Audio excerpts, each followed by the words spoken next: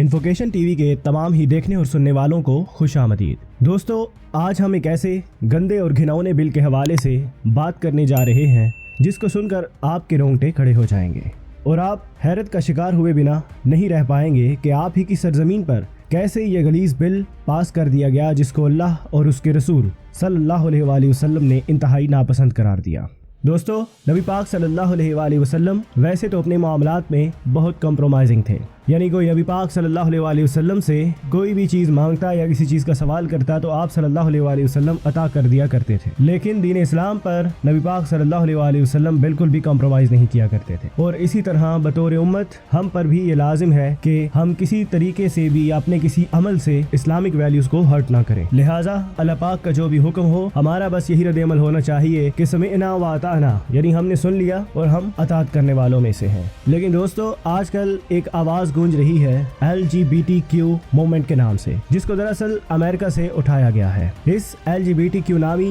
Movement ने खुद अपनी सोसाइटी में इस कदर चेंजेस किए कि इस मूवमेंट को मानने वालों के अपने रिलीजन में भी इस चीज की कोई गुंजाइश नहीं और ना ही इसको पसंद किया गया है, बल्कि 1980 से पहले अमेरिकन लॉ भी इसको प्रॉपर एक जुर्म करार दिया करता था। दोस्तों, याद रखिएगा, कभी भी चेंज एकदम से नहीं लाया जाता। कुछ ऐसी ही कहानी इस LGBTQ नामी मूवमेंट की है कि इन्होंने अपने मकसद को पाने के लिए 4 स्टेजेस स्ट्रेटेजी का इस्तेमाल किया, जिसमें पहला स्टेज ये था कि होमोसेक्सुअलिटी एंड गे मैरिज को डीक्रिमिनलाइज किया जाए और फिर दूसरे स्टेज में ह्यूमन राइट्स के नाम पर इनको तहफ़्फ़ुज़ दिया जाए। जो ये घिनौना काम करता है उसको कानूनी तौर पर प्रॉपर तहफ़्फ़ुज़ फराहम किया जाए और तीसरे स्टेज में इन लोगों के खिलाफ बोलने वालों को डिग्रेड किया जाए और फिर चौथा फाइनल स्टेज ये था कि ट्रांसजेंडर यानी जिन्स की तब्दीली को प्रमोट किया जाए और इस चीज को लीगलाइज भी किया जाए। दोस्तों, अपने इस मकसद को हासिल करने के लिए LGBTQ मूवमेंट को 30 से 40 साल लगे और इस तमाम अरसे में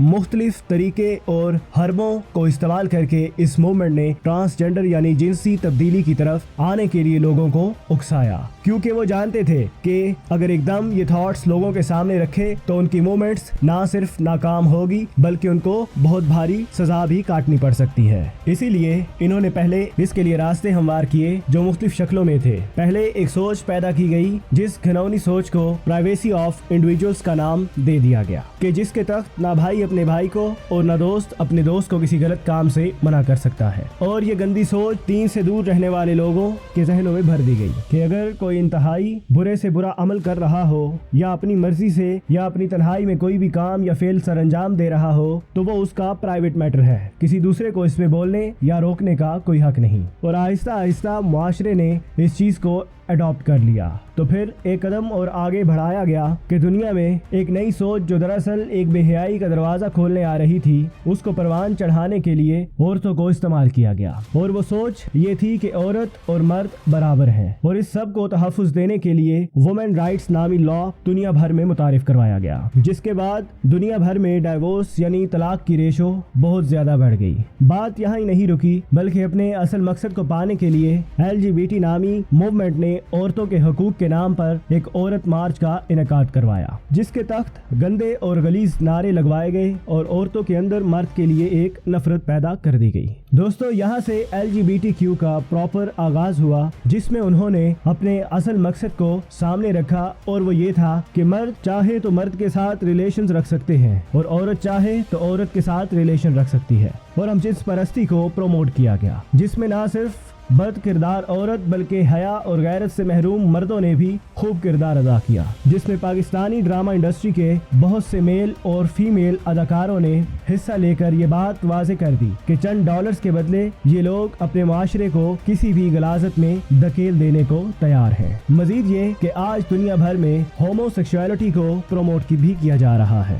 सेम जेंडर मैरिजेस भी लीगल करार दे दी गई है और अब जेंडर तब्दील करने की तरफ भी लोगों को उकसाया जा रहा है, जिसकी वजह से बहुत से लोगों ने अपना जेंडर तब्दील भी करवा लिया है। बहुत सी औरतें जो पहले औरत थीं मगर अब मर्द हैं और बहुत से मर्द जो पहले मर्द थे अब औरत बन चुके हैं और किसी दूसरे मर्द के साथ प्रॉपर शादीशुदा जिंदगी गुजार रहे हैं, जिसकी वजह से बहुत सी बीमारियां सामने आ रही हैं और इस घटिया काम को ट्रांसजेंडर यानी तब्दील जिन्स कहा जाता है और इसको किसी भी मजहब में तस्लीम नहीं किया जाता और इस्लाम में तो इसको हराम और काबिल सजा जुर्म माना जाता है। दोस्तों, ये वो ज़माना आ चुका है जिसके बारे में नबी पाक सल्लल्लाहु अलैहि वसल्लम ने जामिया तिर्मिज़ी में हदीस नंबर 1457 में अंदेशे का इजहार किया था कि मुझे अपनी उम्मत के बारे में जिस चीज़ का सबसे ज़्यादा खौफ है वो कौम लूत का अमल है। दोस्तों, याद रखिएगा, कौम लूत वो कौम थी जो हम जिन्स परस्ती की वजह से हलाक कर दी गई थी और वो लोग भी यही घिनौना काम किया करते थे, जिसका तफसीली वाक़या कुरान पाक में मिलता है और ये काम कुदरत के खिलाफ है, जिसकी वजह से आज बहुत से